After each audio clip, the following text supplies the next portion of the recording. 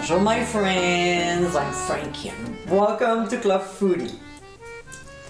How often is it that we really don't feel like spending a lot of time in the kitchen to make dinner? We just want a quick and easy meal. Main courses don't have to be complicated to be delicious. You knew that, right? There's a cut of meat that I enjoy buying because it doesn't require much attention when it cooks, plus it takes only 5 minutes to prep. Here it is. In today's episode, I'll show you how to make my easy pork roast. This recipe is so simple, and depending on the size of your roast, it can be ready pretty quickly. I like to serve this tasty dish with potatoes and vegetables. This is one of my stress-free recipes that I'm positive you'll enjoy. So my friends, let's get cooking. I'm sure you've heard of wet brine before, but today we'll be making a dry brine. In a small bowl, we'll add half a teaspoon of kosher salt per pound. Not sea salt or table salt, but kosher salt. Today, I have a 3-pound roast, so I'll add a total of 1.5 teaspoons. To this, we'll add half a teaspoon of herbe de Provence per pound, and we'll do the same with freshly ground black pepper. So each ingredient is an equal amount according to how many pounds your roast is.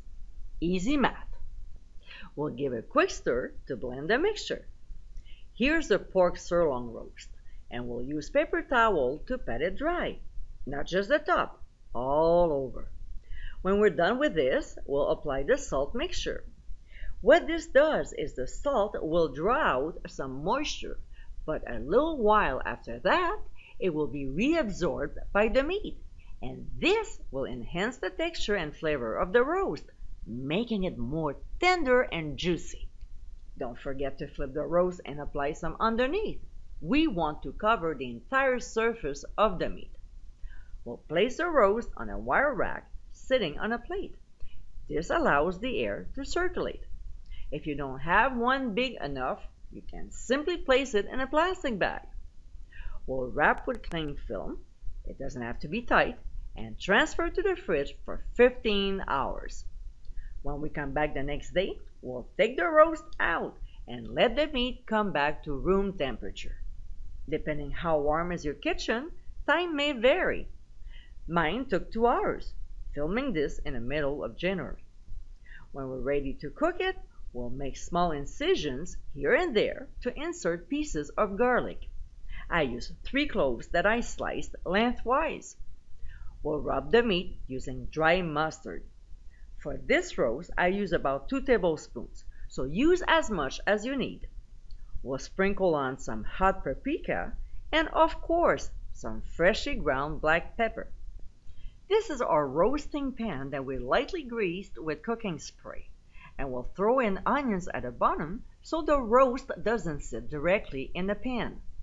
We'll place the meat on top and we'll pour chicken broth around it. We'll wrap the pan with aluminum foil and transfer to a 350-degree preheated oven. We'll cook 25 minutes per pound or until the internal temperature reaches 145 degrees Fahrenheit. We'll remove from the heat and transfer the roast onto a cutting board. We'll loosely wrap using the same foil and let it rest for 15 minutes before slicing. And my friends, this is our easy pork roast. Moist, tender, and juicy, this is a great meal to make anytime. The dry brine really boosts the flavor and juiciness to a pork roast.